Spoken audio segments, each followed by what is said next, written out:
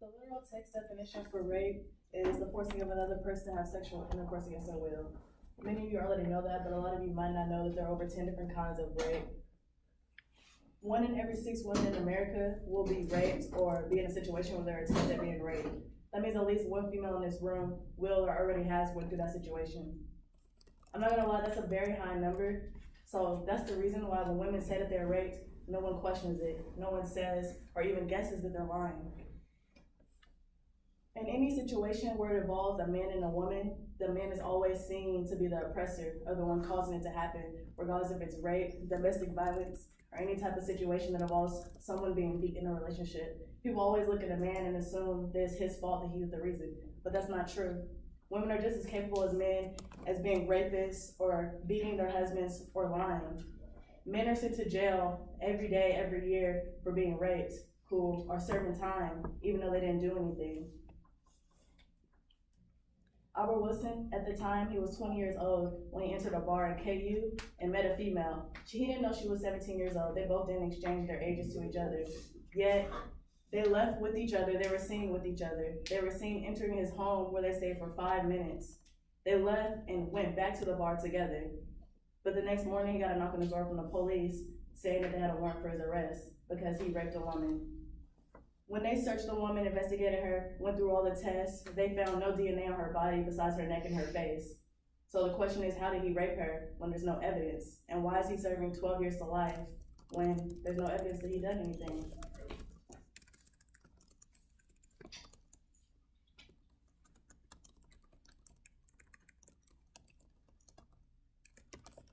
Petition is granted.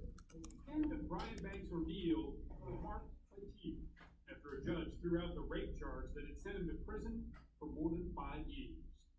My only dream in the world was to just be free and to have the same opportunity as everybody here.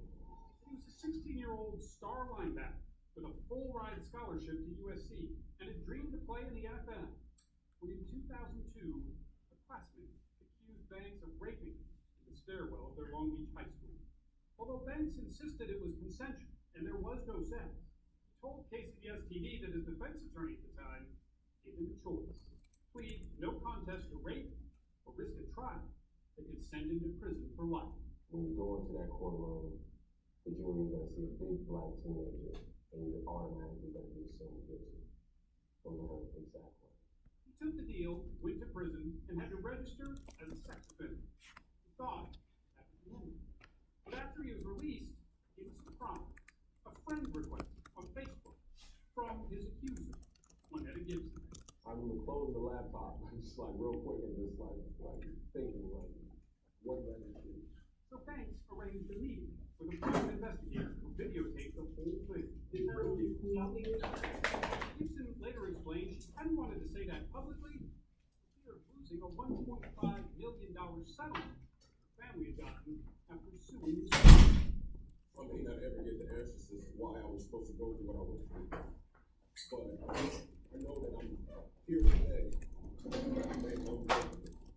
Unbroken and working to get his life back on track. With dreams of playing in the NFL, he says, might be realized yet.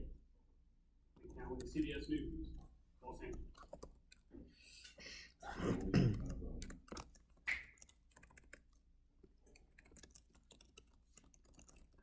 The woman who accused him and lied and said that he raped her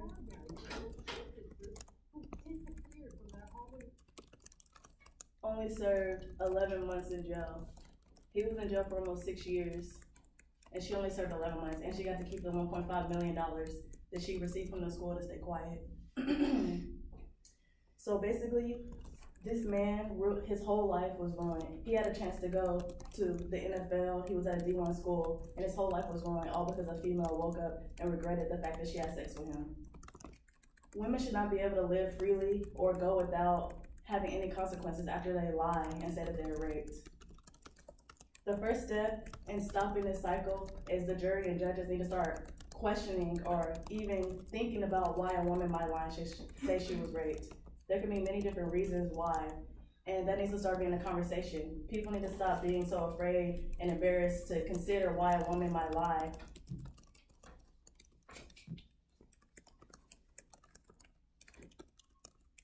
No evidence, no crime. This needs to be the rule that they go by when they're looking at any situation or any case. Just because a woman says that she was touched and didn't want it doesn't mean it's true. You need to start considering other factors besides just looking at a man, seeing he's a man, or seeing his color and thinking it's correct. As a woman myself, I know that women can be devious and manipulative, and it's hard to believe that a woman might lie and ruin a whole man's life, but they can do anything just to cover up for themselves. If women start being held accountable, then men will stop serving time and being incarcerated for something that they didn't do. The time and all the consequences women have for lying about being raped needs to increase. Women need to start being held accountable for the things that they do, and men shouldn't be afraid to have sex or shouldn't be afraid to kiss a woman, all because she might wake up in the morning and regret it and send him to prison and ruin his life. Thank you for your time.